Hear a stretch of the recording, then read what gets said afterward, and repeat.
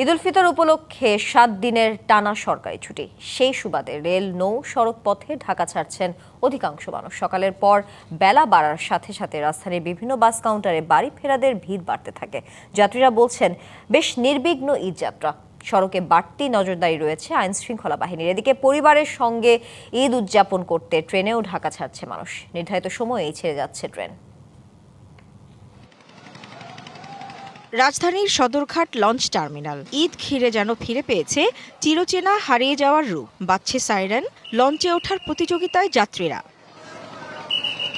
তবে এবার অনেকটা স্বস্তি আর আরামেই লঞ্চে চড়ছেন যাত্রীরা। আমাদের যাওয়ার পথে কোনো ধরনের সমস্যা হচ্ছে না এবং আমাদের ভাড়া নিয়েও কোনো ধরনের সমস্যা হচ্ছে না। ভালো লাগছে। আমি তো বাড়িতে যাইতে আসছি 1 বছরের পরে, অনেক ভালো লাগতে আছে ঈদের ভিতরে বাড়িতে গেলে। ঈদের ছাড়া অথচ কোনো ছুটি পাই না, বাড়িতে যাইতে ভুলে পারি না এরকম করে। অথচ লঞ্চ মালিকদেরও দাবি, এবার নেই যাত্রীদের কোনো অভিযোগ। প্রত্যেক বছরই 2 বার যাওয়া হয়, তো ওইভাবে কোনো হয়রানির শিকার হয়নি, আর ভাড়া নিয়েও তেমন কোনো সমস্যা ফেস করিনি। বাড়ির উদ্দেশ্যে রওনা দিছি পরিবারের সাথে ঈদের আনন্দ ভাগাভাগি করার জন্য। ঢাকা থেকে ঈদের দেশে যাচ্ছি, সবার সাথে আনন্দ উদযাপন করব, ঈদের সবার সাথে কুশল বিনিময় করব।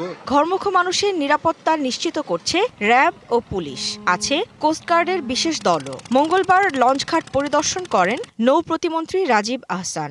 আমরা প্রতিদিন আসছি এবং ঈদের আগ মুহূর্ত পর্যন্ত, ঈদ পর্যন্ত প্রতিদিন আমরা আসবো। এবং ঈদের পরবর্তীতে যখন ফিরতি মানুষ প্যাসেঞ্জারগুলো আসবে তখনও আমরা প্রতিদিন থাকার চেষ্টা করব।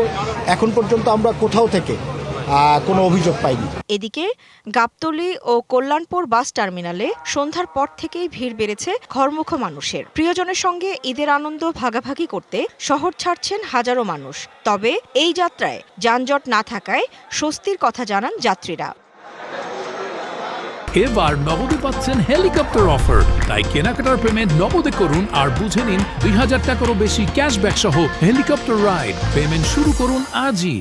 সড়কে পর্যাপ্ত উপস্থিতি আর নিয়মিত মনিটরিংই শৃঙ্খলার মূল কারণ বলে জানান আইজিপি। আমাদের ফিল্ডে যারা কাজ করছে তাদের প্রায়োগিক জ্ঞান, এই দুইটা কাজে লাগিয়ে আমাদের নিজস্ব প্রযুক্তির মাধ্যমে কিভাবে আমাদের এই সড়ক ব্যবস্থাপনা, ট্রাফিক ব্যবস্থাপনাকে উন্নত করা যায়, সেজন্য আমরা গুরুত্ব সহকারে কাজ করছি। অন্যদিকে ট্রেনে ঈদযাত্রায় মঙ্গলবার ভোর থেকেই প্ল্যাটফর্মে যাত্রীদের ব্যস্ততা। একটি মাত্র ট্রেন নীলসাগর এক্সপ্রেস 45 মিনিট বিলম্বে ছেড়ে যায়।